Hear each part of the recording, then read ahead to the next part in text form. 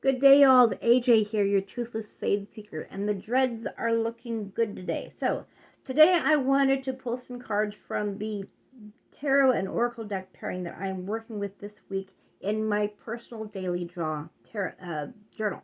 So, the tarot deck I'm working with today this week is the Dungeons and Dragons Tarot. And what is the oracle deck I'm using with this deck? The only oracle deck you can pair with it, of course, the Magic the Gathering Oracle. I do not play these games. And this deck pairing came into my collection through an obsession. I have a hard time leaving a tarot deck without having a oracle deck paired with it. So in my collection, if I get a new deck, I get a new deck pairing. And this collection came through another gamer deck, which was the World of Warcraft Tarot, which I had originally acquired in honor of my mother because she was an avid World of Warcraft player. She passed away a couple years ago, and I paired it with the Citadel Oracle. A part of me was liking the way it worked, but another part of me was wanting to pair the cards with different decks. So I paired the Citadel with a black and white deck, and because the World of Warcraft Tarot didn't have an oracle, I had to grab an oracle, so I decided to get the Magic the Gathering Oracle.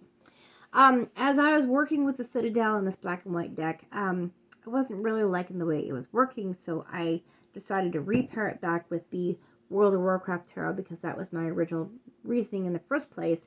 And so I needed to pair the Magic the Gathering Oracle with the Tarot deck. And I knew that the Dungeons and Dragons Tarot would pair beautifully. These are both made by the same author. They are also illustrated by the same illustrator. They're published by the same publisher, and they are in very similar boxes. They fit well on the shelf together. So this is the decks that we're working with this week, and let's pull some cards. So the tarot card I pulled today is the Page of Wisdom, and the Page of Wisdom is the Page of Cups. And this is a card of curiosity, of creativity, of idealism, having these grand ideas and thoughts without the realism behind it. The Page of Cups is also vulnerable. And the page aspect together is that they are not quite old enough. They haven't quite gained that wisdom to know better.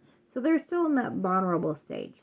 And the Oracle card I pulled today is the unconscious. And the guidebook talks about how the unconscious holds our deepest desires, our memories, our fears, our anxieties, so on and so forth. And we need to be careful about things because our unconscious can erupt like a tsunami and overtake ourselves. So the message I'm getting from these two cards is that we are vulnerable to our own unconscious, the aspects of our own selves.